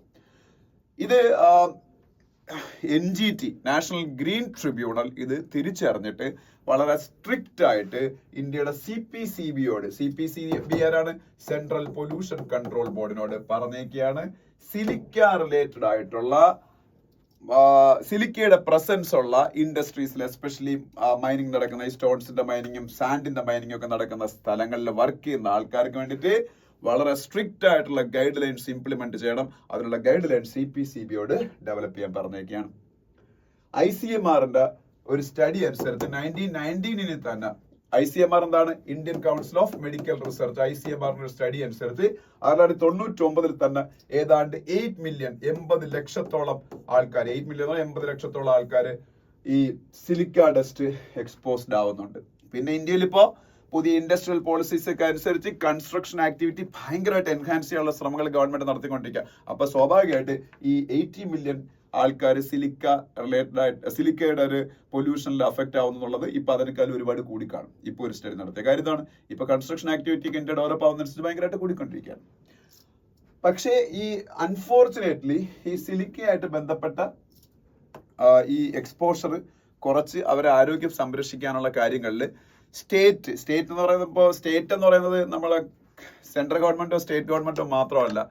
സ്റ്റേറ്റ് എന്ന് പറയുമ്പോൾ ഇന്ത്യയിലെ ഇതുമായിട്ട് ബന്ധപ്പെട്ട വേരിയസ് പബ്ലിക് സെക്ടർ എന്റർപ്രൈസസ് വരാം, ഈവൻ പ്രൈവറ്റ് സെക്ടറിലുള്ള സംഭവങ്ങൾ പോലും സ്റ്റേറ്റിന്റെ ഭാഗമായിട്ട് ചിലപ്പോൾ നമ്മൾ കോൺസ്റ്റിറ്റ്യൂഷൻ എടുത്ത് വായിച്ചു നോക്കിയാൽ അവരെല്ലാം ചിലപ്പോൾ സ്റ്റേറ്റ് എന്ന് ചിലപ്പോൾ ഡിഫൈൻ ചെയ്യുന്നത് കാണാം. അപ്പോൾ ഈ സ്റ്റേറ്റ് ഒരു പരാജയമാണ്, അല്ലെങ്കിൽ സമ്പൂർണ്ണ പരാജയം, അല്ലെങ്കിൽ ഒരു മിക്സ്ഡ് ആയിട്ടുള്ള ഒരു ബാഗാണ് അവർ മുന്നിലുള്ളത്. അവർ ഈ പറഞ്ഞ സിലിക്കോസിസ് വരുന്നതിൽ നിന്ന് നമ്മളുടെ ഈ ആൾക്കാരെ സംരക്ഷിക്കുന്നതിൽ വേണ്ട മെഷേഴ്സ് എടുക്കുന്നില്ല. യഥാർത്ഥത്തിൽ ഇൻഡസ്ട്രിയൽ ബോഡീസ്, ഈ ഇൻഡസ്ട്രിയിൽ പ്രവർത്തിക്കുന്ന ആൾക്കാർ കുറെ safety measures, occupational safety measures ഈ എംപ്ലോയീസിന് വേണ്ടി നടപ്പാക്കേണ്ടതാണ്. അവർക്ക് കുറെ അവയർനെസ് കൊടുക്കേണ്ടതാണ്. ഇതൊന്നും അവർ ചെയ്യുന്നില്ല. ഇനി ഹെൽത്ത് കെയർ റിലേറ്റഡ് ആയിട്ടുള്ള പ്രൊഫഷണൽസ് ഇതിന്റെ കേസസ് ഉണ്ടാകുമ്പോൾ അപ്പോൾ തന്നെ നോട്ടിഫൈ ചെയ്യേണ്ടതാണ്. ഇതുമായിട്ട് ബന്ധപ്പെട്ട കൺസേൺ ഡിപ്പാർട്ട്മെന്റ് എന്താണെന്ന് നമുക്ക് പറയുന്നുണ്ട്. അത് അവർ പ്രോപ്പറായിട്ട് നോട്ടിഫൈ ചെയ്യുന്നില്ല. നോട്ടിഫൈ ചെയ്യപ്പെട്ടാൽ ആ ജോലി ഇപ്പൊ അവർക്കുണ്ടാകുന്ന അസുഖത്തിന്റെ ഒക്കെ കംപ്ലീറ്റ് ട്രീറ്റ്മെന്റ് ഫ്രീ ആയിട്ട് കൊടുക്കേണ്ടത് അവരുടെ എംപ്ലോയർ ആണ്. ഒരുപക്ഷെ എംപ്ലോയറുമായിട്ടുള്ള ഒത്തുകളിയുടെ ഭാഗമായിട്ടായിരിക്കും ഈ ഡോക്ടേഴ്സ് ഒന്നും പ്രോപ്പറായിട്ട് ഇത് നോട്ടിഫൈ ചെയ്യാത്തത്. ഇനി അങ്ങനെ കുറെ പ്രശ്നങ്ങളാണ്. അപ്പൊ അതുകൊണ്ട് NGT ഇത് കറക്റ്റ് ആയിട്ടാണ് ഇതിന്റെ അകത്ത് ഇന്റർവ്യൂൻ ചെയ്തിരിക്കുന്നത്. അതുകൊണ്ട് എത്രയും പെട്ടെന്ന് ഇവരുടെ ഈ മേഖലയിൽ ഇപ്പൊ ഏതാണ്ട് 1 കോടി കൂടുതൽ ആൾക്കാർ ഇപ്പോൾ ഈ മേഖലയിൽ ഒരുപക്ഷെ ജോലി ചെയ്യുന്നുണ്ടാവാം. അവരുടെ ഹെൽത്ത് പ്രൊട്ടക്ട് ചെയ്യാൻ വേണ്ടിയിട്ടുള്ള മെഷേഴ്സ് എടുക്കേണ്ടത് നമ്മളുടെ ഇവിടുത്തെ സ്റ്റേറ്റ് മെഷീനറിയുടെ ചുമതലയാണെന്നുള്ള രീതിയിലുള്ള എഡിറ്റോറിയലാണ് സെക്കൻഡ് എഡിറ്റോറിയൽ എന്ന് പറയുന്നത്. പിന്നെ നമ്മളുടെ ഹിന്ദുവിൽ എന്നത്തെ ആർട്ടിക്കിൾസിൽ നമുക്ക് ആവശ്യമുള്ള ഒരു ആർട്ടിക്കിൾ ഞാൻ ഇവിടെ ഡിസ്കസ് ചെയ്യുന്നുണ്ട്. Building on the revival of the manufacturing sector എന്ന് പറയുന്ന ആർട്ടിക്കിൾ. ഇത് ചന്ദ്രജിത് ബാനർജിയാണ് ഈ ആർട്ടിക്കിൾ എഴുതിയിരിക്കുന്നത്. ചന്ദ്രജിത് ബാനർജി എന്ന് പറയുന്നത് CIA ഡയറക്ടർ ജനറലാണ്. CIA means Confederation of Indian Industries. CIA എന്താണ്? കോൺഫെഡറേഷൻ ഓഫ് ഇന്ത്യൻ ഇൻഡസ്ട്രി എന്ന് പറയുന്നത് ഇന്ത്യയിലെ ഏറ്റവും വലിയ ഇൻഡസ്ട്രിയൽ ബോഡികളിൽ ഒരെണ്ണമാണ് CIA, Confederation of Indian Industries. അതിന്റെ ഡയറക്ടർ ജനറലാണ് ചന്ദ്രജിത് ബാനർജി. പുള്ളി ഇതിനകത്ത് എഴുതിയേക്കുന്നത് ഇന്ത്യയുടെ PLI സ്കീമിന്റെ സക്സസിനെ കുറിച്ചാണ്. മേക്ക് ഇൻ ഇന്ത്യ എന്ന് പറയുന്നൊരു സ്കീമാണ് നരേന്ദ്രമോദി ഗവൺമെന്റ് ഇന്ത്യയുടെ ഇൻഡസ്ട്രിയൽ സെക്ടറിന്റെ ഗ്രോത്തിന് വേണ്ടിയിട്ട് ഏറ്റവും കൂടുതൽ നടപ്പാക്കിയത്. Vladimir Putin day before yesterday whole heartedly appreciated India's make in India initiative was a great success, and India is making manufacturing advancement because of the success of Make in India initiative എന്നാണ് Vladimir Putin 2 ദിവസം മുമ്പ് പറഞ്ഞേക്കുന്നത്. പക്ഷെ അത് Vladimir Putin കുറച്ച് കൂടുതൽ India ഗവൺമെന്റിനെ appreciate ചെയ്തേക്കുന്നതാണെന്ന് എനിക്ക് തോന്നുന്നു. കാരണം പുടിന്റെ ആ അപ്രീഷിയേഷൻ ഉണ്ടെങ്കിലും മേക്ക് ഇൻ ഇന്ത്യ എന്ന് പറയുന്ന പ്രോജക്റ്റ് അത്ര വലിയൊരു സക്സസ് ഒന്നും അല്ല. പക്ഷെ മേക്ക് ഇൻ ഇന്ത്യയുടെ എക്സ്റ്റൻഷൻ ആയ അതിനുശേഷം വന്ന PLI that was introduced by government of India during the time of COVID. ആ കോവിഡ് സമയത്താണ് PLI പറഞ്ഞത്, production linked incentive. Make in ഇന്ത്യയുടെ ഒരു എക്സ്റ്റൻഷൻ എന്ന് പറയാം. That is A success. Huge success എന്നൊക്കെ പറയാമോന്ന് എനിക്ക് അറിയില്ല ഇപ്പം, പക്ഷേ ദാറ്റ് ഈസ് എ സക്സസ്, അതിൽ സംശയമില്ല. അതിൽ ഈ പ്രൊഡക്ഷൻ ലിങ്ക്ഡ് ഇൻസെന്റീവിൽ എന്താണ് സംഭവിക്കുന്നത് വെച്ചാൽ, ഇന്ത്യയിലേക്ക് വന്ന് ഇൻവെസ്റ്റ് ചെയ്യുന്ന പ്രൈവറ്റ് എംപ്ലോയേഴ്സ്, പ്രൈവറ്റ് കമ്പനീസ്, അവര് ഇന്ത്യൻ കമ്പനീസ് ആണെങ്കിലും വെളിയിൽ നിന്നുള്ള കമ്പനീസ് ആണെങ്കിലും അവരൊരു സെർട്ടൺ ലിമിറ്റിൽ ഇന്ത്യയിൽ ഇൻവെസ്റ്റ് ഒരു സെർട്ടൺ ത്രഷോൾഡ് ഗവൺമെന്റ് സെറ്റ് ചെയ്തിട്ടുണ്ട് വേരിയസ് സെക്ടേഴ്സിൽ. ആ ത്രഷോൾഡിന് മുകളിൽ അവർ ഇൻവെസ്റ്റ് ചെയ്യാൻ തയ്യാറായാൽ അവർക്ക് ഗവൺമെന്റ് അങ്ങോട്ട് ഇൻസെന്റീവ് എടുക്കും. ഇപ്പൊ 1,000 കോടി രൂപയാണ് അവർ ഇവിടെ സെമി കണ്ടക്ടർ സെക്ടറിൽ ഇൻവെസ്റ്റ് ചെയ്യാൻ തയ്യാറാക്കുന്നുണ്ടെങ്കിൽ അവരുടെ ആ ഇൻവെസ്റ്റ്മെന്റിന്റെ 75% ഗവൺമെന്റ് ബെയർ ചെയ്യും. അതിന് പകരം അത് കുറച്ച് കാലത്തേക്കാണ്, അത് കഴിയുമ്പോൾ ഒരു പർട്ടിക്കുലർ നമ്പർ ഓഫ് ജോബ് ഇന്ത്യയിൽ പ്രൊഡ്യൂസ് ചെയ്യണം, പർട്ടിക്കുലർ ടേൺ ഓവർ ഉണ്ടാക്കണം, അങ്ങനെയൊക്കെയാണ് അതിന്റെ കണ്ടീഷൻസ് വരുന്നത്. പക്ഷേ ഈ പ്രൊഡക്ഷൻ ലിങ്ക്ഡ് ഇൻസെന്റീവ് ഇന്ത്യയിലെ എല്ലാ സെക്ടറിലും ഇല്ല, കുറെ സെക്ടേഴ്സിലേ ഉള്ളൂ. അപ്പം ആ സെക്ടേഴ്സിലെല്ലാം ഭയങ്കര ബൂസ്റ്റ് ഈ പറഞ്ഞ മാനുഫാക്ചറിങ് ഔട്ട്പുട്ടിന്റെ കാര്യത്തിൽ ഉണ്ടാവുന്നതാണ് 2022-23 ASI സർവേ റിപ്പോർട്ട് ചെയ്യുന്നത്. ASI means annual survey of industries. ASI 2022-23 annual survey of industries reveal ചെയ്യുന്ന ഒരു ഫാക്ട് എന്താണെന്ന് വെച്ചാൽ, ഏതൊക്കെ മേഖലയിൽ PLA production linked incentive government നടപ്പാക്കിയിട്ടുണ്ടോ ആ മേഖലയിലെല്ലാം വളരെ വലിയ മാനുഫാക്ചറിങ് ഗ്രോത്ത് ഉണ്ടാവുന്നു എന്നാണ്. അപ്പൊ ഇന്ത്യയുടെ ഓവറോൾ മാനുഫാക്ചറിങ് ഔട്ട്പുട്ട് തന്നെ 21.5% ഇപ്പൊ ഗ്രോ ചെയ്തെന്നാണ് ഈ ASI സർവേ കാണിക്കുന്നത്. 21.5% ഗ്രോ ചെയ്തു. അതൊരു റോബസ്റ്റ് ഗ്രോത്ത് റേറ്റ് ആണ് 21.5%. അതുപോലെ GVA 7.3% കൂടിയെന്നാണ്. GVA gross value added. Gross value added എന്ന് പറഞ്ഞാൽ എന്താണ്? ഒരു പ്രോഡക്റ്റില് അവര് മാനുഫാക്ചർ ചെയ്ത് കഴിയുമ്പോൾ അവർക്കുണ്ടാകുന്ന വാല്യൂ അഡീഷനാണ് GVA ഗ്രോസ് വാല്യൂ ആഡഡ് എന്ന് പറയുന്നത്. അപ്പൊ പക്ഷേ ഈ ഗ്രോസ് വാല്യൂ ആഡഡ് 7.3% കൂടിയുള്ളൂ. റോബസ്റ്റ് ആയിട്ടുള്ളൊരു മാനുഫാക്ചറിങ് ഗ്രോത്തിന്റെ 21.5% ഇവിടെ ഉണ്ടാവുമ്പോഴും 21.5% മാനുഫാക്ചറിങ് ഗ്രോത്ത് ഉണ്ടാവുമ്പോൾ GVA 7.3% കൂടിയുള്ളൂ. അതൊരു ഭയങ്കര വലിയൊരു വ്യത്യാസമാണ്. അതെന്തുകൊണ്ടാണ് അങ്ങനെ ഉണ്ടാവുന്നത് ദേഹോദി പറയുന്നുണ്ട്. അതിന്റെ കാരണം ഇന്ത്യയുടെ ഇൻഡസ്ട്രീസ് പലപ്പോഴും റോ മെറ്റീരിയൽസിന്, ഇന്റർമീഡിയറ്റ് ആയിട്ടുള്ള ഗുഡ്സുകൾക്ക് ഒക്കെ വേണ്ടിയിട്ട് ഇമ്പോർട്ടിനെയാണ് ഡിപ്പെൻഡ് ചെയ്യുന്നത്. ഇപ്പോൾ ചൈന അല്ലെങ്കിൽ യൂറോപ്പിലെ രാജ്യങ്ങൾ, അമേരിക്ക, ഇവിടെ നിന്നൊക്കെയുള്ള ഇമ്പോർട്ടിന്റെ ബേസിലായിരിക്കും പലപ്പോഴും നമ്മൾ ഇൻഡസ്ട്രീസ് പ്രവർത്തിക്കുന്നത്. അപ്പൊ ഈ ഇമ്പോർട്ട് ഭയങ്കര കോസ്റ്റ്ലി ആവുന്നു, ഇവരെ റോ മെറ്റീരിയൽസിന് വേണ്ടിയിട്ടുള്ള ഇമ്പോർട്ട്. അപ്പം അവരുടെ ഇൻപുട്ട് കോസ്റ്റ് ഭയങ്കരമായിട്ട് കൂടുന്നു. അവരുടെ ഇൻപുട്ട് കോസ്റ്റ് ഭയങ്കരമായിട്ട് കൂടിയാൽ അവരുടെ ഫൈനൽ വാല്യൂ അഡീഷൻ അതനുസരിച്ച് കുറയും. അതാണ് ഈ GVA ഗ്രോസ് വാല്യൂ ആഡഡ് 7.3% ആയിട്ട് ഓൺലി അത് 7.3% മാത്രമായിട്ട് കൂടാനുള്ള കാരണം ഇത്രയും മാനുഫാക്ചറിങ് ഗ്രോത്ത് ഉണ്ടാവുമ്പോഴും എന്ന് അദ്ദേഹം പറഞ്ഞു. അദ്ദേഹം പറഞ്ഞേക്കുന്ന വെച്ചാല് ഇമ്പോർട്ട് താരിഫിന്റെ കാര്യത്തില്, ഇമ്പോർട്ടുമായിട്ട് ബന്ധപ്പെട്ട് ഗവൺമെന്റ് ഒരുപാട് ടാക്സസ് ഏർപ്പെടുത്തിയിട്ടുണ്ട്. ആ താരിഫിന്റെ കാര്യത്തിൽ ഒരു 3 tier സിസ്റ്റം കൊണ്ടുവരുന്ന പറഞ്ഞേക്കുന്ന. പക്ക റോ മെറ്റീരിയൽസ് ആണെങ്കിൽ 0 to 2.5% അതിന് മുകളിൽ താരിഫ് ചുമർത്താവുള്ളൂ. ഇന്റർമീഡിയറി ആയിട്ടുള്ള സംഭവങ്ങളാണെങ്കിൽ 2.5 to 5%, ഫിനിഷ്ഡ് ഗുഡ്സ് ആണെങ്കിൽ 5 to 7.5% മാത്രമേ താരിഫ് ചുമത്താവുള്ളൂ. അപ്പൊ അങ്ങനെ ചെയ്യുമ്പോൾ ഈ പറഞ്ഞ ഇൻപുട്ട് കോസ്റ്റ് കുറയ്ക്കാൻ പറ്റും. അപ്പൊ ഗ്രോസ് വാല്യൂ ആഡഡ് കൂട്ടാൻ പറ്റും. അപ്പൊ ഇന്ത്യയുടെ ഓവറോൾ GDP ഗ്രോത്തിലേക്കുള്ള ഈ മാനുഫാക്ചർ സെക്ടറിന്റെ കോൺട്രിബ്യൂഷൻ അനുസരിച്ച് കൂടും, GVA കൂടുമ്പം. അപ്പം അതാണ് അദ്ദേഹം ഈ പറഞ്ഞേക്കുന്ന ഒരു കാര്യം എന്ന് പറയുന്നത്. പിന്നെ ഇനി പറഞ്ഞേക്കുന്ന വേറൊരു കാര്യം എന്ന് വെച്ചാല്, ഇന്ത്യയിൽ ഈ പറഞ്ഞ PLA പ്രൊഡക്ഷൻ ലിങ്ക്ഡ് ഇൻസെന്റീവ് എന്ന് പറയുന്നത് കുറെ സെക്ടേഴ്സിൽ, എല്ലാ സെക്ടേഴ്സിലും ഇല്ലെന്ന് ഞാൻ പറഞ്ഞു. ഇപ്പോൾ ഉള്ളത് mobile manufacturing, electronics, pharmaceuticals, automobile, textiles, ഇങ്ങനെ കുറെ മേഖല. ഇതെല്ലാം എണ്ണം പറഞ്ഞ സെക്ടേഴ്സ് ആണ് ഇന്ത്യയുടെ ഇൻഡസ്ട്രിയുടെ. ആ സെക്ടേഴ്സിലൊക്കെ ഉണ്ട്, പക്ഷെ ഇല്ലാത്ത കുറെ സെക്ടേഴ്സ് ഉണ്ട്. അവിടേക്കും കൂടെ എക്സ്റ്റെൻഡ് ചെയ്യുക എന്നുള്ളതാണ്. അതായത് ഇപ്പൊ പറയുകയാണെങ്കിൽ ഇതിപ്പോ ടെക്സ്റ്റൈൽ തന്നെ ടെക്നിക്കൽ ടെക്സ്റ്റൈൽ മേഖലയിൽ മാത്രമാണ്. ടെക്നിക്കൽ ടെക്സ്റ്റൈൽ എന്ന് പറയുന്നത് ഇപ്പം നമ്മൾ ഓട്ടോമൊബൈൽസിൽ ഉപയോഗിക്കുന്ന ടെക്സ്റ്റൈൽ, അല്ലെങ്കിൽ നമ്മളെ ഹോസ്പിറ്റൽസിൽ സർജറി റൂമിൽ ഉപയോഗിക്കുന്ന ടെക്സ്റ്റൈൽ, ഓപ്പറേഷൻ തിയേറ്റേഴ്സിലൊക്കെ ഉപയോഗിക്കുന്ന ടെക്സ്റ്റൈൽ, അതൊക്കെയാണ് ടെക്നിക്കൽ ടെക്സ്റ്റൈൽ. ആ മേഖലയിൽ മാത്രമാണ് PLA ഉള്ളത്. അതല്ലാതെ സാധാരണ അപ്പാരൽസിലേക്ക്, ലെതർ ഇൻഡസ്ട്രിയിലേക്ക്, ഫുഡ്വെയർ ഇൻഡസ്ട്രിയിലേക്ക്, ഫർണിച്ചർ ഇൻഡസ്ട്രീസിലേക്ക്, അതുപോലെ എയറോസ്പേസ് ഇൻഡസ്ട്രിയിലേക്ക്, സ്പേസ് ടെക്നോളജിയിലേക്ക്, MRO എന്ന് പറയുന്നത് മെയിൻ്റനൻസ്, റിപ്പയറിംഗ് ആൻഡ് ഓവർഹോളിംഗ്, ഈ മേഖലയിലൊക്കെ PLA കൊണ്ടുവന്നാൽ ഇന്ത്യയുടെ മാനുഫാക്ചറിംഗ് സെക്ടറിന്റെ contribution to overall GDP that will increase substantially എന്നാ പറഞ്ഞേക്കുന്നതിൻ്റെ അത്. പിന്നെ പറഞ്ഞേക്കുന്ന നമ്മളെ ക്യാപിറ്റൽ ഗുഡ്സ് മേഖലയിലേക്ക് കൊണ്ടുവരിക, അതുപോലെ അങ്ങനെ ഒരുപാട് കാര്യങ്ങൾ ഈ പറഞ്ഞിട്ടുണ്ട്. ആ മേഖലയിലെല്ലാം കൊണ്ടുവരിക ഈ പറഞ്ഞ PLA. അപ്പൊ അത് കൂടുതൽ ഇന്ത്യയുടെ GDP ഗ്രോത്ത് കാരണമാണെന്നാ പറഞ്ഞേക്കുന്നത്. പിന്നെ ഇതിൻ്റെ അത് പറഞ്ഞ വേറൊരു കാര്യം എന്ന് വെച്ചാൽ, നമ്മളുടെ ഇൻഡസ്ട്രീസ് ഫുള്ള് കോൺസെൻട്രേറ്റ് ചെയ്തിരിക്കുന്നത് ഇന്ത്യയിലെ 6 സംസ്ഥാനങ്ങളിലാണ്. ആ സംസ്ഥാനങ്ങൾ മഹാരാഷ്ട്ര, ഗുജറാത്ത്, തമിഴ്നാട്, 5 സംസ്ഥാനങ്ങൾ: മഹാരാഷ്ട്ര, ഗുജറാത്ത്, തമിഴ്നാട്, കർണാടക ആൻഡ് ഉത്തർപ്രദേശ്. 2 സൗത്ത് ഇന്ത്യയിലാണ്, കർണാടകവും തമിഴ്നാടും. ബാക്കി ഈ വെസ്റ്റ് ഇന്ത്യയിൽ ഗുജറാത്തിലും മഹാരാഷ്ട്രയിലും പിന്നെ ഉത്തർപ്രദേശ്, നോർത്ത് ഇന്ത്യയിൽ, ഈ 5 സ്ഥലങ്ങളിലാണ് ഇന്ത്യയുടെ ഓവറോൾ മാനുഫാക്ചറിങ് ഔട്ട്പുട്ടിന്റെ 54% വരുന്ന ഈ 5 സ്റ്റേറ്റുകളിൽ നിന്ന്. ഇത് മാറണം എന്നാ പറഞ്ഞേക്കുന്നത്. കാര്യം ഇൻഫ്രാസ്ട്രക്ചർ, അതുപോലെ basic infrastructure to do business, അതുപോലെ ഈസ് ഓഫ് ഡൂയിങ് ബിസിനസ്, ഇതൊക്കെ ഈ സ്റ്റേറ്റുകളിലായതുകൊണ്ടാണ് ഇങ്ങനെ സംഭവിക്കുന്നത്. ഇന്ത്യയുടെ മൊത്തം ഇൻഡസ്ട്രിയൽ പ്രൊഡക്ഷന്റെ 54% ഇന്ത്യയിലെ 5 സ്റ്റേറ്റുകളിൽ നിന്നാണ്. അപ്പൊ ഇക്വിറ്റബിൾ ഡിസ്ട്രിബ്യൂഷൻ ഓഫ് ഗ്രോത്ത് ഉണ്ടാവോ? അവിടെ ജനറേറ്റ് ചെയ്യപ്പെടുന്ന എംപ്ലോയ്മെന്റ് എല്ലാം ആ സ്റ്റേറ്റുകാർ കൊണ്ടുപോകൂലേ? ഔട്ട്സൈഡ് സ്റ്റേറ്റ് എന്ന് പറയുന്നവരെ കിട്ടുമെങ്കിലും maximum importance will be given to the local it's only. So employment ജനറേഷന്റെ 55% ആ സ്റ്റേറ്റുകളിലാണ് ഉണ്ടായിക്കൊണ്ടിരിക്കുന്നത്. ഇത് മാറണമെന്നുണ്ടെങ്കിൽ ഇന്ത്യയിലെ മറ്റ് സ്റ്റേറ്റുകൾ അവിടെയെല്ലാം വേണ്ട ഇൻഫ്രാസ്ട്രക്ചർ ഡെവലപ്പ് ചെയ്യുന്നതിലും ഈസ് ഓഫ് ഡൂയിങ് ബിസിനസ് കൊണ്ടുവരുന്നതിലും ശ്രദ്ധിക്കണം, കേരളം ഉൾപ്പെടെയുള്ള സ്റ്റേറ്റുകൾ. എന്നാലേ ഈ ഒരു അവസ്ഥ മാറും എന്നും പറഞ്ഞിട്ടുണ്ട്. അതുപോലെ വേറൊരു കാര്യം പറഞ്ഞു വെച്ചാൽ, ഇന്ത്യയുടെ ഇൻഡസ്ട്രിയൽ സെക്ടറിന്റെ 45% മാനുഫാക്ചറിങ് നടക്കുന്നത് MSME സെക്ടറിലാണ്, micro small and medium enterprises സെക്ടറിൽ. ഇന്ത്യയിലെ മൊത്തം മാനുഫാക്ചറിംഗിന്റെ 45% നടക്കുന്ന MSME സെക്ടറിലാണ്. പക്ഷെ MSME സെക്ടറിൽ PLA ഇല്ല. കാര്യം എന്താണ്? MSME എന്ന് പറഞ്ഞാൽ micro small and medium enterprises. It's all industries will be small. That's why that they got that name, MSME, micro small and medium enterprises. അപ്പൊ ഈ പറഞ്ഞ ഇൻഡസ്ട്രീസ് എല്ലാം ചെറിയ ഇൻഡസ്ട്രീസ് ആയിരിക്കും. പക്ഷേ PLAയുടെ കട്ട് ഓഫ് ലിമിറ്റ്, ഇൻവെസ്റ്റ്മെന്റിന്റെ ലിമിറ്റും എല്ലാം, പ്രൊഡക്ഷൻ ലിങ്ക്ഡ് ഇൻസെന്റീവിലെ ഇൻവെസ്റ്റ്മെന്റ് ലിമിറ്റ് ഒക്കെ എന്ന് പറഞ്ഞാൽ ത്രെഷോൾഡ് എന്ന് പറഞ്ഞാൽ ഹൈ ആണ്.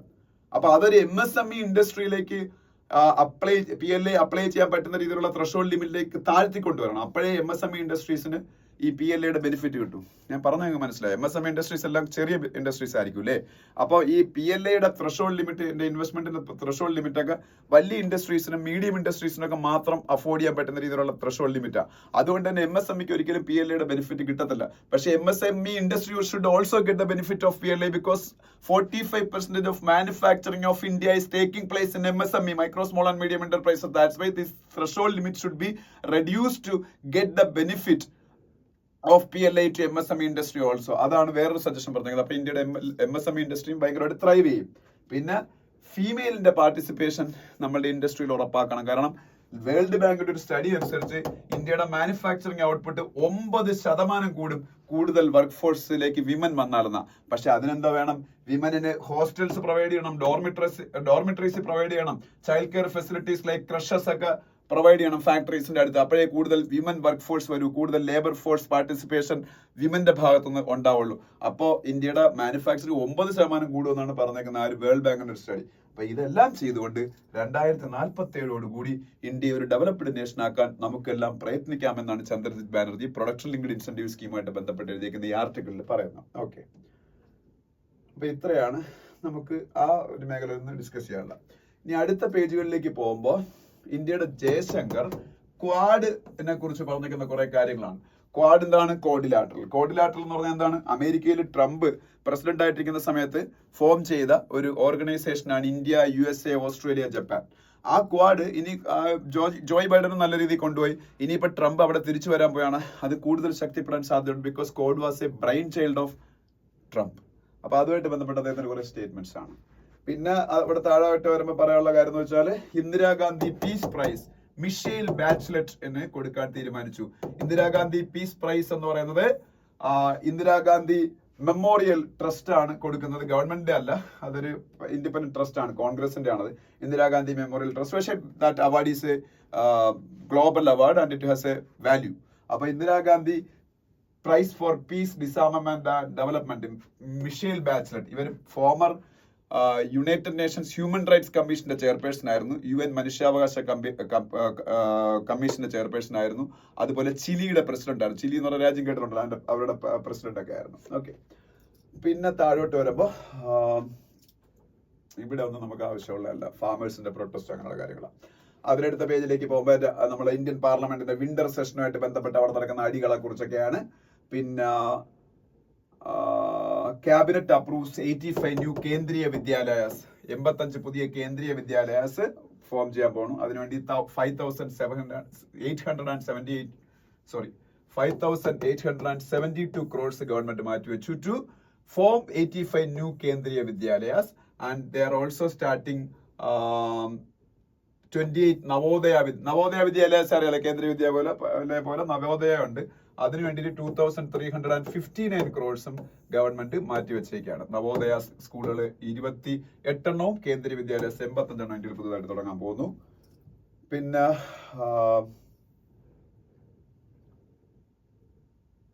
പിന്നെ ഈ പേജിൽ വേറെ ഒന്നും പറയാനില്ല. അതിനടുത്ത പേജിൽ പോകുമ്പോൾ Gyanvapi mosque committee opposes petitions against Places of Worship Act of 1991. Places of worship act 1991 പ്രത്യേകത ഞാൻ പറഞ്ഞു. 1991 ഇന്ത്യയിൽ വരുന്നൊരു ആക്ട് ആണ്. ഇന്ത്യക്ക് ഫ്രീഡം കിട്ടിയ ദിവസം ഒരു റിലീജിയസ് വർഷിപ്പിംഗ് പ്ലേസിന്റെ റിലീജിയസ് ക്യാരക്ടർ എന്തായിരുന്നു, that should be maintained at all cost irrespective of its ancient character. അത് ചിലപ്പോൾ ഒരു 500 years back that was a temple, but that was razed by Mughal rulers of that time. But that is not അതൊരു cause അല്ല, that is not a എന്താ പറയുന്ന criteria to change its religious character right now.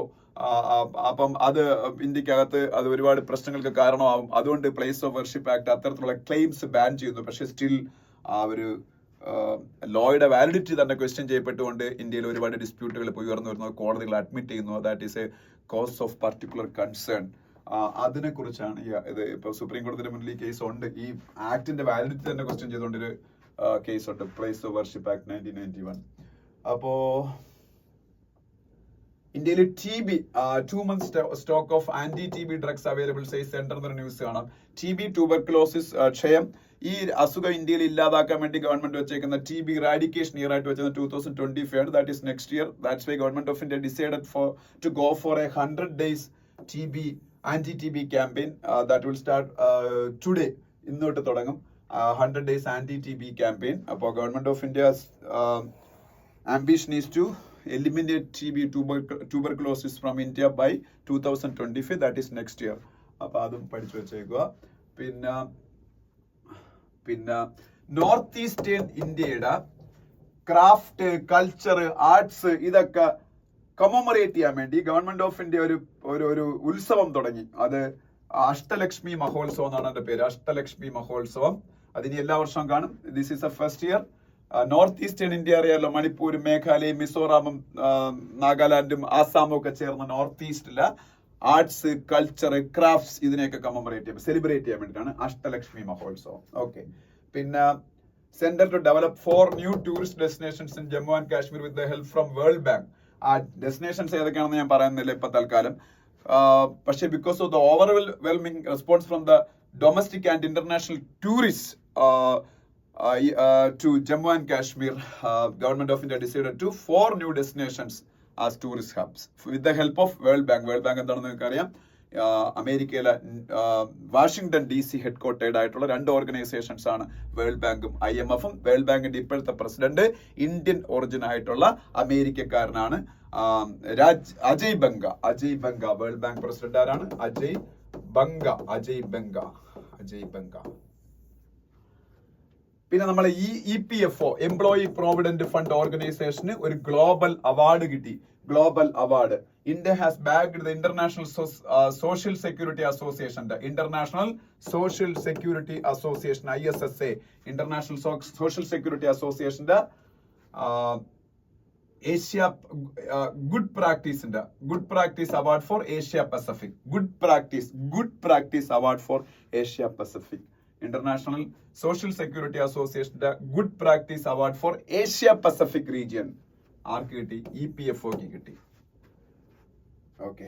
പിന്നെ next പേജിൽ പോകുമ്പോൾ no plans for dollarisation, അതായത് Indian economy ഇന്നത്തെ dollar use ചെയ്യാതെ കംപ്ലീറ്റ്ലി വേറൊരു കറൻസിയിലേക്ക് മാറുന്നതിന് ഡോളറൈസേഷൻ എന്ന് പറഞ്ഞത്. അങ്ങനെ ഒരു പരിപാടി ഇന്ത്യക്കില്ല എന്നാണ് ശക്തികാന്ത ദാസ് പറഞ്ഞേക്കുന്നത്. അങ്ങനെ ഒരു പരിപാടി ഇന്ത്യ ഇട്ടാൽ ഇന്ത്യക്കെതിരെ കടുത്ത നടപടികൾ വരുമെന്ന് ഇപ്പം അമേരിക്കയുടെ പ്രസിഡന്റ് ഇലക്ട് ആയ ഡൊണാൾഡ് ട്രംപ് പറഞ്ഞിട്ടുണ്ട്. അതുകൊണ്ടായിരിക്കണം ശക്തികാന്ത ദാസിന് ക്ലാരിറ്റി കൊടുത്ത് India has no such plans. BRICS currency എന്നുള്ള പേരുള്ള ഒരു പ്രൊപ്പോസൽ നമ്മളുടെ വ്ളാഡിമിർ പുടിൻ റഷ്യൻ പ്രസിഡന്റ് കൊണ്ടുവന്നു. But sometimes we will use some local currencies or our national currency for trade with some other countries. അതെന്ന് പറഞ്ഞാൽ ചിലപ്പോൾ അതൊരു സെക്ലൂഡഡ് ആയിട്ടുള്ള ഒരു സംഭവമായിരിക്കും. അല്ലാതെ for all transaction India is not going to avoid dollar and in such a way India is not going to go for dollarisation എന്നാണ് അദ്ദേഹം പറഞ്ഞേക്കുന്നത്, ശക്തികാന്ത ദാസ് പറഞ്ഞേക്കുന്നത്. പിന്നെ ഇവിടെ പഠിക്കേണ്ട ഒരു കാര്യമുണ്ട്, collateral free farm loan ceiling to be hike to 2 lakh. അതായത് ഫാമേഴ്സിന് ഫാമിംഗ് ആക്ടിവിറ്റീസിന് വേണ്ടിയിട്ട് കൊളാട്രൽ ഒന്നും ഇല്ലാതെ യാതൊരു ഈടും കൊടുക്കാതെ ഇത്രയും കാലം 1.6 lakhs ആയിരുന്നു കിട്ടുന്നത്, 1,60,000 രൂപ. അത് 2 lakhs ആയിട്ട് എൻഹാൻസ് ചെയ്യാൻ ഇന്നലെ മോണിറ്ററി പോളിസിയുടെ സമയത്ത് RBI തീരുമാനിച്ചു. 1.6 lakhs ആയിരുന്ന ഫാമേഴ്സിന്റെ കൊളാട്രൽ ഫ്രീ ലോണ് ഇനി തൊട്ട് എത്രയായി 2 lakhs. പഠിച്ചു വെച്ചാൽ ബാങ്ക് ടെസ്റ്റിനൊക്കെ ചോദിക്കും. പിന്നെ RBI പോഡ്കാസ്റ്റിംഗ് സ്റ്റാർട്ട് ചെയ്യാൻ പോകുന്ന ന്യൂസ് ഉണ്ട്. പോഡ്കാസ്റ്റിംഗ് ഞാൻ മുമ്പ് സ്ഥിരമായിട്ട് ചെയ്തുകൊണ്ടിരുന്ന പരിപാടിയാണ്, കോവിഡ് സമയത്തൊക്കെ. ഇപ്പൊ പോഡ്കാസ്റ്റിംഗ് ഞാൻ നിർത്തി. നല്ലൊരു പരിപാടിയാണ്. ഇന്ത്യയിൽ പോഡ്കാസ്റ്റിങ്ങിന് ലിസണേഴ്സ് കുറവാണ്. അതായത് നമ്മളിപ്പം യൂട്യൂബിലൊക്കെ നമ്മൾ എന്താണ് ചെയ്യുന്നത്, നമ്മൾ വീഡിയോ ഇടണം, നിങ്ങൾ കാണുകയും കേൾക്കുകയും കൂടെ ചെയ്യുന്നു. പോഡ്കാസ്റ്റിംഗിൽ ജസ്റ്റ് കേൾക്കുകയാണ് ചെയ്യുന്നത്. അപ്പം അതിനുള്ള പ്ലാറ്റ്ഫോംസ് ഉണ്ട്. അപ്പം പോഡ്കാസ്റ്റിംഗ് എന്ന് പറയുന്നത് അത്യാവശ്യം നല്ല പരിപാടി. അമേരിക്കയിലൊക്കെ അത് ഭയങ്കര സക്സസ്ഫുൾ ആണ്. ഇന്ത്യയിലും അങ്ങനെ ആവും കുറച്ച് കഴിയുമ്പോൾ. അത് ഗുണമെന്ന് വെച്ചാൽ നമ്മൾ ജോലി ചെയ്തുകൊണ്ടിരിക്കുമ്പോഴൊക്കെ വെറുതെ ചെവി വെച്ചിരുന്നാൽ നമുക്ക് കേട്ടോണ്ടെന്നാൽ മതിയല്ലോ. ഓക്കെ. പിന്നെ small finance banks allowed to transfer loan amounts via UPI. ഇതും ഇന്നലെ RBIയുടെ മോണിറ്ററി പോളിസിയിൽ വന്നൊരു കാര്യമാണ്. SFBs സ്മോൾ ഫിനാൻസ് ബാങ്കുകൾ ഇന്ത്യയിലെ ഇപ്പം നമ്മളെ കേരളത്തിലെ ഇസാഫ് ബാങ്ക് ഉൾപ്പെടെയുള്ള ബാങ്കുകളാണ് SFB സ്മോൾ ഫിനാൻസ് ബാങ്കുകൾ എന്ന് പറഞ്ഞാൽ. ഇന്ത്യയിലെ ഫിനാൻഷ്യൽ ഇൻക്ലൂഷൻ എൻഷുർ ചെയ്യാൻ വേണ്ടിയിട്ട് Reserve Bank of India start ചെയ്ത സംരംഭമാണ് സ്മോൾ ഫിനാൻസ് ബാങ്കുകൾ ആൻഡ് പേയ്മെന്റ് ബാങ്കുകൾ. പേയ്മെന്റ് ബാങ്ക് ഇതിന്റെ കൂടെയുള്ളതാണ്, small finance bank and payment bank. എന്താ എൻഷുർ ചെയ്യാൻ? Financial inclusion. ഫിനാൻഷ്യൽ ഇൻക്ലൂഷൻ എന്ന് പറഞ്ഞാൽ എന്താണ്? Banking services at affordable cost to all. അതിന് വേണ്ടിയിട്ടാണ് SFBs ഒക്കെ വരുന്നത്. നമ്മളെ കേരളത്തിൽ ഇസാഫ് ഒക്കെ അതിനൊരു എക്സാമ്പിൾ ആണ്. അവർക്കൊക്കെ എടുത്തിട്ട് ലോൺസ് UPI പ്ലാറ്റ്ഫോം ഉപയോഗിച്ചുകൊണ്ട് അവരുടെ കസ്റ്റമേഴ്സിലേക്ക് ഡിസ്പേഴ്സ് ചെയ്യാനുള്ള അനുവാദം റിസർവ് ബാങ്ക് ഓഫ് ഇന്ത്യ കൊടുത്തേക്കുക. പിന്നെ അവിടെ വേറെ RBIയുടെ ഗവർണറിന്റെ കുറെ സ്റ്റേറ്റ്മെന്റ്സും കാര്യങ്ങളൊക്കെ ഇവിടെ ഉണ്ട്. ഇത് വേണമെങ്കിൽ വായിച്ചു നോക്കുക, ഇന്നലത്തെ മോണിറ്ററി പോളിസിയായിട്ട് ബന്ധപ്പെട്ട്. നെക്സ്റ്റ് പേജിലേക്ക് പോകുമ്പോൾ സിറിയയിൽ ഭയങ്കര പ്രശ്നങ്ങൾ നടന്നുകൊണ്ടിരിക്കുകയാണ്. സിറിയയിലെ അവിടുത്തെ ഏറ്റവും വലിയ 2ാമത്തെയും 3ാമത്തെയും സിറ്റികൾ പതുക്കെ റബൽസ് പിടിച്ചടക്കുന്ന ഒരു സാഹചര്യം വരികയാണ്. അത് ഒരിക്കലും നല്ലതല്ല. സിറിയയുടെ president Bashar al Assad is good for India. He is always a friend of India. He never uttered a single word against India, even during the problem of Kashmir dispute and all. When Pakistan tried to raise the Kashmir issues in various international forums like UN, then പിന്നെ UN മാത്രമല്ല, വേറെ ഏതുണ്ടല്ലോ, മുസ്ലിംസിന്റെ ഒരു സംഘടനയുണ്ട്, മുസ്ലിംസിന്റെ മാത്രം, അതിന്റെ പേര് OIC, Organization of Islamic Cooperation.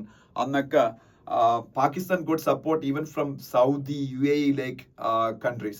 Now they are India's good friends. Now they are not supporting Pakistan. But previously, during the decade of 1980s, 1990s, on those times, whenever Pakistan raised the issue of Kashmir in OIC-like platform, Organization of Islamic Cooperation-like platforms, India's good friends, Saudi Arabia, UAE-like countries, supported Pakistan at that time. But Syria never supported Pakistan's claim on Jammu and Kashmir. They always maintained a line that Jammu and Kashmir is an integral part of India. That's why Syria is a time-tested friend of India, and Bashar al-Assad is a very good friend of India. That's why Bashar al-Assad regime should be protected there. That is for India's interest and for the regional security also. I think so.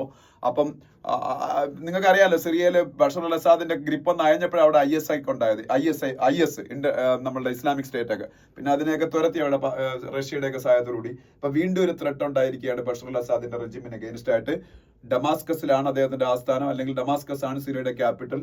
I think with the support of Russia, Iran like countries, Bashar al-Assad will recapture the territories he lost recently to the rebels there, and he will strengthen his position ultimately എന്നാണ് ഞാൻ വിശ്വസിക്കുന്നത്. അങ്ങനെ സംഭവിക്കണം, എന്നാലേ നമുക്ക് ഗുണമുള്ളൂ. പിന്നെ south കൊറിയയുടെ പ്രസിഡന്റിനെ ഇംപീച്ച് ചെയ്യാൻ പോകുന്ന കാര്യമൊക്കെ കഴിഞ്ഞ ദിവസം ഞാൻ പറഞ്ഞതാണ്. ബാക്കി വേറെ ഒന്നും അവിടെ പറയാനില്ല. ഓക്കെ, അതിനടുത്ത പേജ് വേണ്ട, വീക്കെൻഡ് സ്പോട്ട് വേണ്ട. അതിനടുത്ത പേജ് സ്പോർട്സ് പേജിൽ പോകുമ്പോൾ India Australia second cricket test start ചെയ്യുന്നതിനെ കുറിച്ചുള്ള ന്യൂസ് ഉണ്ട്. അതുപോലെ Under-19 ഏഷ്യ കപ്പ് ഇന്ത്യയുടെ സൂര്യവംശിയുടെ വൈഭവ് സൂര്യവംശിയുടെ ഭയങ്കര വലിയ പെർഫോമൻസ്. അണ്ടർ 19 ആണ്, 19 വയസ്സിൽ താഴെയുള്ള, 18 വയസ്സുകാരൊക്കെ അതിൽ കൂടുതൽ പങ്കെടുക്കുന്നത്. വെറും 13 വയസ്സ് മാത്രമുള്ള Vaibhav Suryavanshi performing exceptionally well. അപ്പം he's justifying his selection to T20 cricket team of Rajasthan Royals. He got a decent amount also at that time. That's why only he got the recognition in the national level. After that, he's justifying that inclusion. അദ്ദേഹത്തിന്റെ performances അതാ പറയുന്നത്. പിന്നെ അതിന്റെ അടുത്ത page പോകുമ്പോൾ ഗുഗേഷ് ഡിംഗ്ലറൻ പോരാട്ടം എങ്ങും ഇല്ലാതെ ഞാൻ നടത്തുകൊണ്ടിരിക്കുന്നു. ഡ്രോ എല്ലാ സമനിലയിലാണ് പോയിക്കൊണ്ടിരിക്കുന്നത്. അതുമായിട്ട് ബന്ധപ്പെട്ട ന്യൂസുകൾ കാണാം. അതിനടുത്ത പേജിൽ പോകുമ്പോൾ ശ്രീജേഷ് ആദ്യമായിട്ട് ഇന്ത്യയുടെ പരിശീലകനായ junior Asia cup hockey India win ചെയ്തു. So Sreejesh got a very good start as a coach also. He's a very good international player. നമുക്ക് എല്ലാവർക്കും അറിയാം. He's a pride of Kerala, and he is actually proving his mettle, proving his worth in the field of coaching also.